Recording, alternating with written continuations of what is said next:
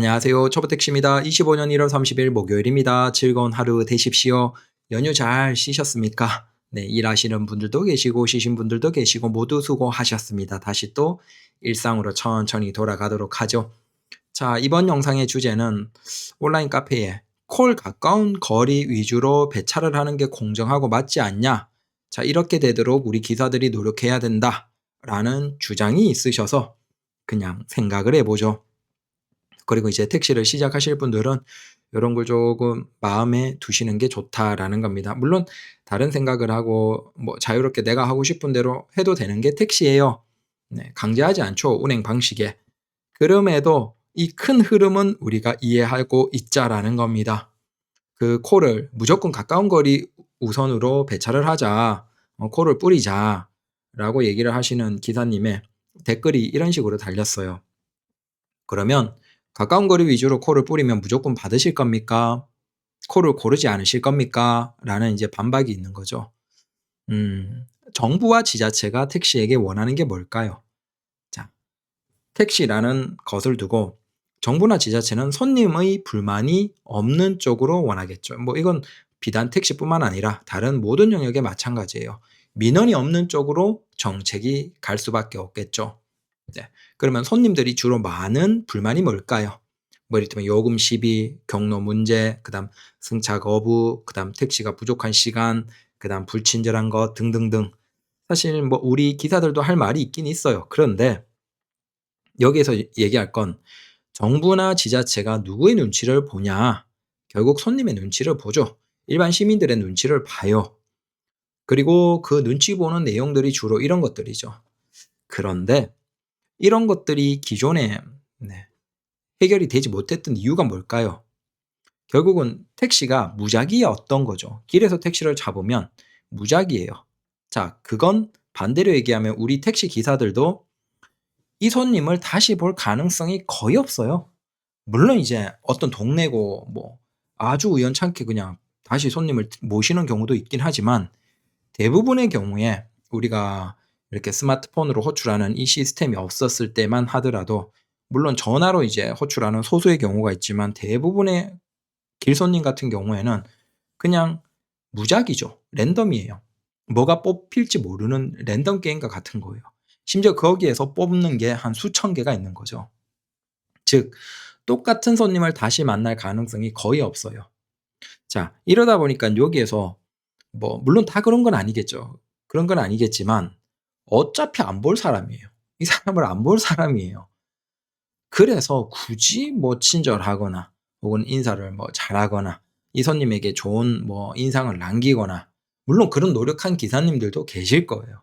하지만 솔직히 얘기하면 저는 이제 호출이 없을 때도 했던 한 7 년, 8년 전만 해도 없었잖아요. 아니죠. 한 8 년, 9년 전만 해도 없었으니까 그때까지만 하더라도 그냥 기사님들이 막 했죠. 까놓고 얘기해서 그냥 막 해도 돼요. 그래도 별일 없어요. 막 알아서 그걸 뭐 서울시나 어디에 지자체에 전화해서 내가 탔던 차가 뭐고 신고하고 뭐 하고 이런 손님이 거의 굉장히 적었거든요. 심지어 영수증도 잘 안 떼줬어요 그냥. 굉장히 뭐 틱틱거리고 그러면 기사님이 너무 불편하니까 손님들도 뭐 영수증 달라라고 신고라도 하려면 기록이라도 있어야 되잖아요. 그럼 그거 하기도 영수증 달라라고 하는 것조차도 뭔가 좀 껄끄러움. 그 정도의 뭐 어떤 상황이었을 때가 있었어요. 자, 근데 그 상황에서는 문제가 해결 안 되죠. 우리가 보수 교육하는 이유가 그거예요. 계속 시기마다 교육을 기사님들 불러서 교육을 하면서 이 문제들을 개선하기 위해서 존재하는 게 사실은 보수 교육이에요, 택시에서.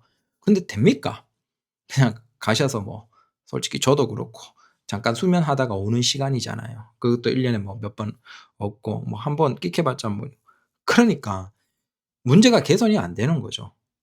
결국은 기사 스스로가 바뀌어야 되는데 바뀔 이유가 없죠. 바뀌어 봤자 내가 돈을 더 버는 게 아니거든. 우리가 뭐 일반 서비스업이나 뭐 그런 데서는 내가 뭐 좋은 서비스를 했다 그러면 팁을 받든지 뭔가 추가 수익을 기대할 수 있는데 택시는 솔직히 그런 게 적으니까 굳이 노력을 안 하는 거죠. 자, 그런 상태에 있다가 이제 호출 사업자가 나오죠. 네. 전통적인 거리 배회 영역이 대부분을 차지하다가 이제 콜을 뿌려주는 호출 사업자가 나옵니다. 나오면서 초기에는 그냥 거리 우선으로 콜을 뿌려주는, 그냥 단순히 콜을 받아서 콜을 근처에 일정 이상 거리에서 다 뿌려주는 굉장히 단순한 구조였겠죠, 초기에는. 자, 문제는 그러니까 어마어마하게 콜을 고르는 거예요.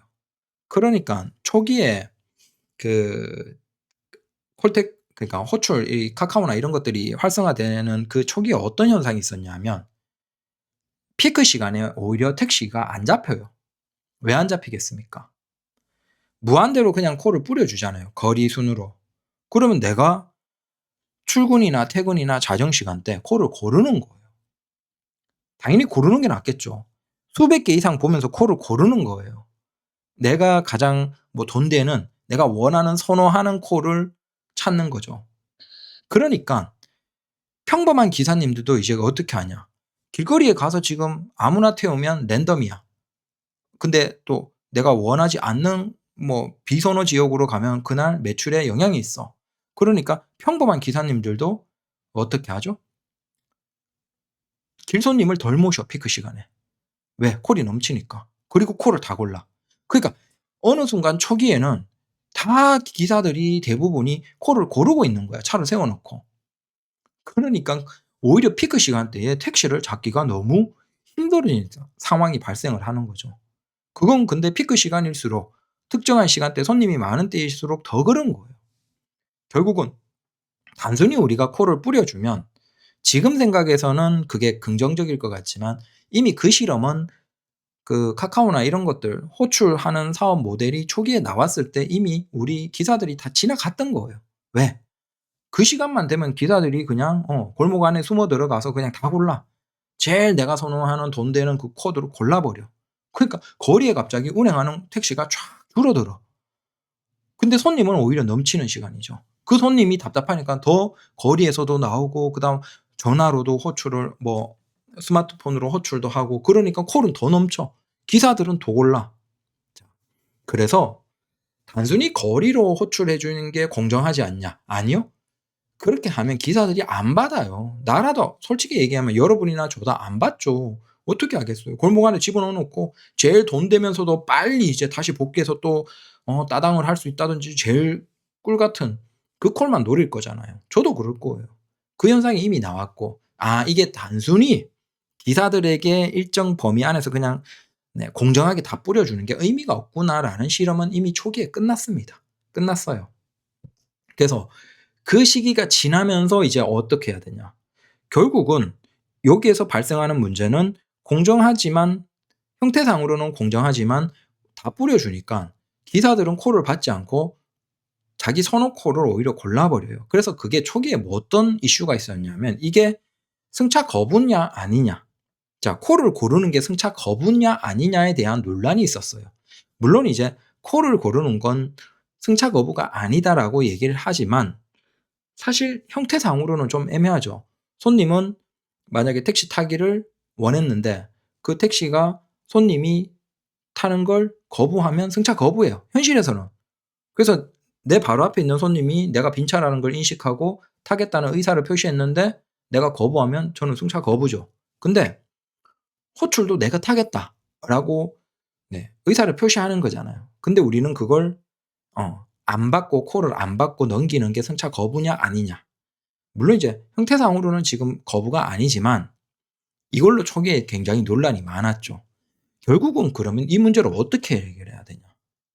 그냥 그대로 두는 건 답이 없고 오히려 기사들에게 맡겨 놓으니까 기사들은 더 콜을 골라버리고, 그러니까 피크 시간에 더 오히려 연결이 안 되면서 길손님도 난리가 나고 택시가 없어서, 그다음 콜로도 택시가 안 잡히고. 자, 이 문제에서 결국은 형태가 뭐가 되어야 되겠습니까? 그러니까 목적지가 안 보이고 강제로 기사가 운행을 하는 그 형태로 갈 수밖에 없었다는 거예요.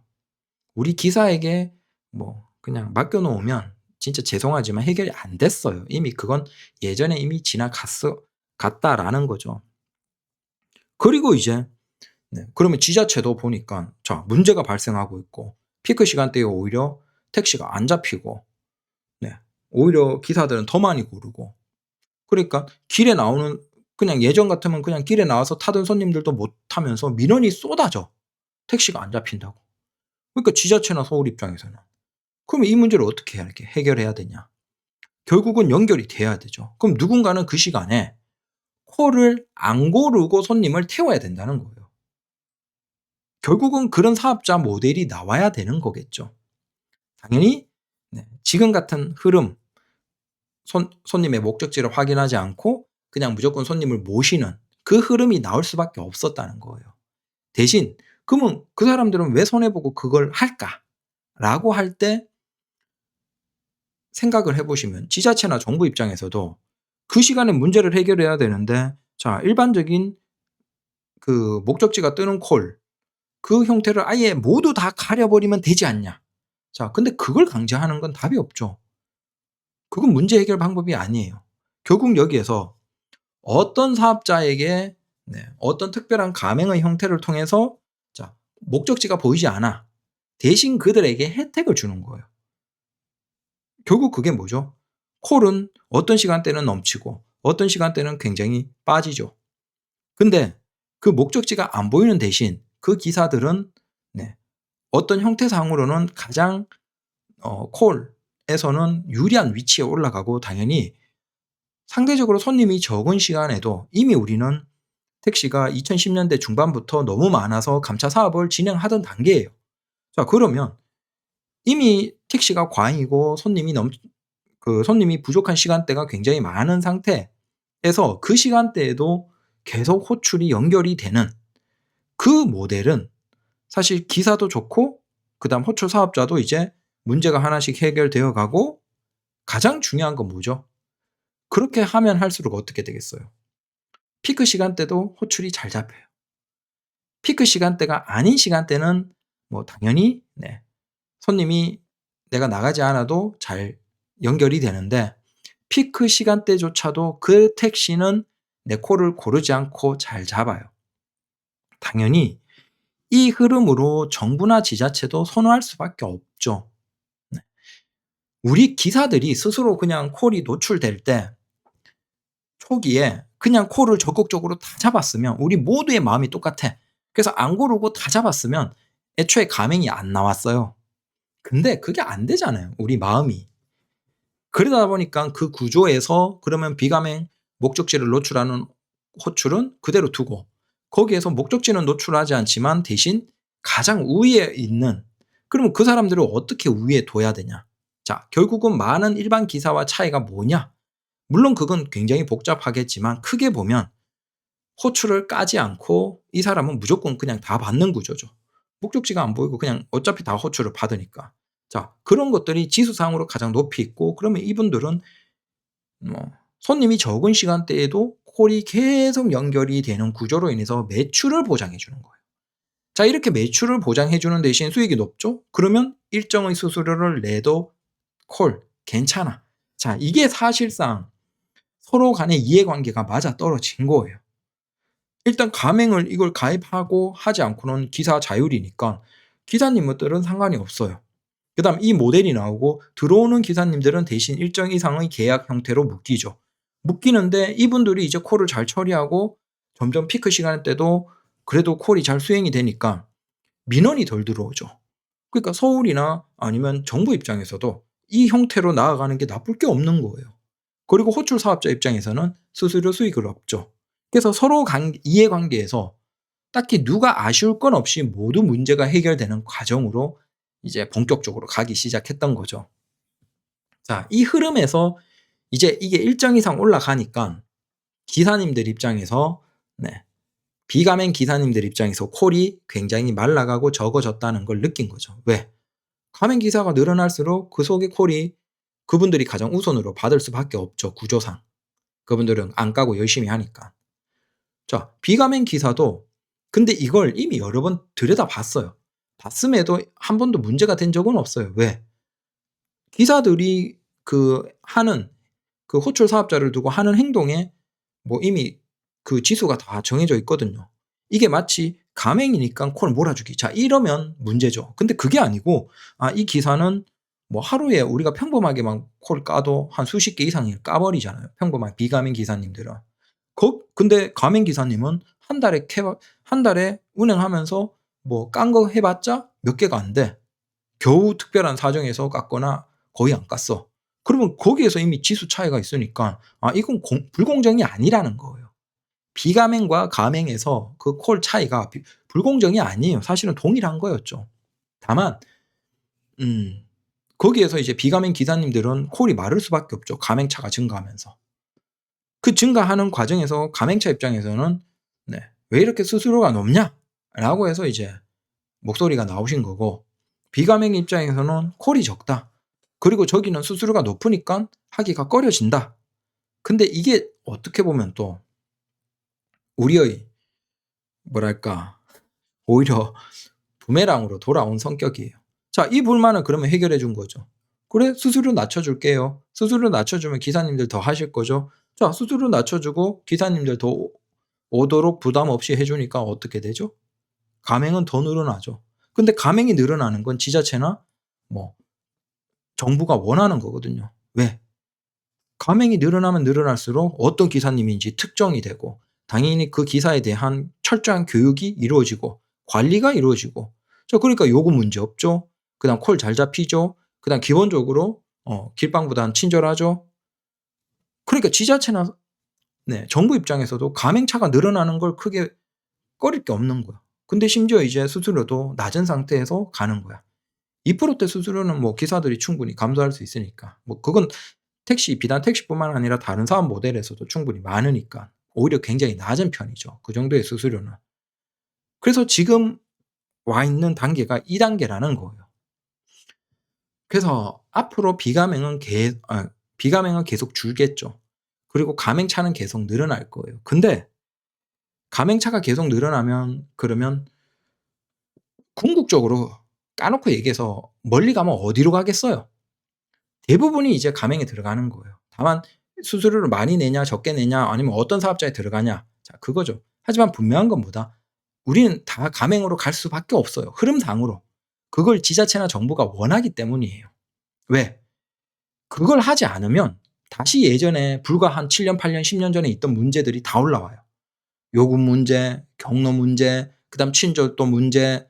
자, 차가 잘 안 잡혀서 피크 시간대면 더더욱 기사들이 콜을 고르는 문제. 자, 이런 문제가 다시 다 수면 위로 올라와요. 그러니까 지자체나 정부 입장에서도 가맹차가 계속 늘어나는 건 상관없어. 심지어 그 가맹 수수료가 한 2%대면 지자체나 정부도 그 사업을 적극적으로 그쪽으로 가서 한 90%, 95% 늘어나도 상관이 없다는 거예요. 부담도 없잖아요, 그 정도의 수수료면. 다른 뭐 일반적인 사업에 비해서.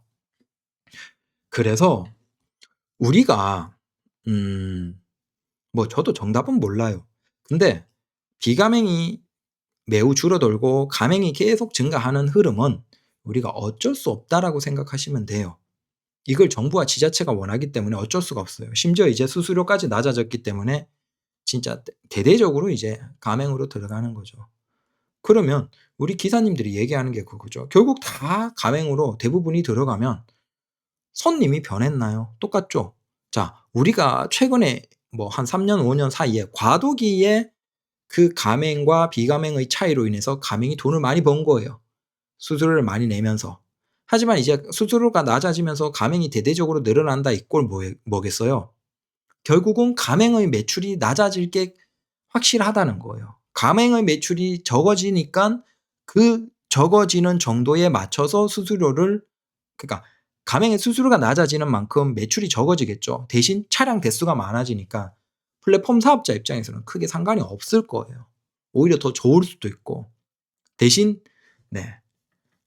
우리 기사들 입장에서는 기존 같으면 비가맹이면서도 올스락해서 열심히 그분들이 가장 이점을 누렸죠, 요 과도기 1 년, 2 년, 3년 사이에. 그 사람들은 어떻게 보면 요 과도기의 빈틈을 잘 이해를 하신 거죠. 그래서 수수료는 안 내지만 콜은 가장 긍정적인. 근데 그건 노력했기 때문에 상관은 없어요. 근데 이제 그 부분이 없어지는 거죠, 거의. 자, 그러면 모든 대부분이 이제 가맹 기사가 되고, 당연히 대부분의 기사님들이 관리가 되는 거예요. 친절해야 되고, 그다음 뭐 경로 잘 유지해야 되고, 요금 문제 없애야 되고, 그다음 콜을 강제로 수락해야 되고. 자, 이게 궁극적으로 택시가 나아가길 원했던 정부나 지자체의 방향이에요. 근데 그 정부와 지자체의 방향으로 이제 택시가 가는 거죠, 거의. 그래서 뭐 아직 그런 얘기를 하시는 분들이 계시죠. 이렇게 얘기하면 좀 거부감이 있겠지만 "다시 가맹 없는 세상으로 갈 수 없냐?" 그럴 거면 우리가 그러면 돼요. 무조건 콜 받고 목적지 안 보고 안 고르고 그다음에 손님한테 뭐 알아서 뭐 강제로 친절하라는 건 아니지만 그래도 기본 지킬 거 지키고 그다음 요금 문제 없고 경로 문제 없고 적어도 손님이 뭐 불만이라서 지자체나 정부나 국토부나 이런 데 뭔가 민원 넣지는 않도록 우리 기사들 스스로가 그걸 했으면 돼요. 근데 그게 남인데 다른 기사인데 그거 우리가 강제를 할 수가 없잖아요. 그래서 이렇게 대부분이 가맹으로 들어가면서 이 가맹이 제시하는 조건을 못 맞추는 기사는 사실상 퇴출이 되는 성격이에요.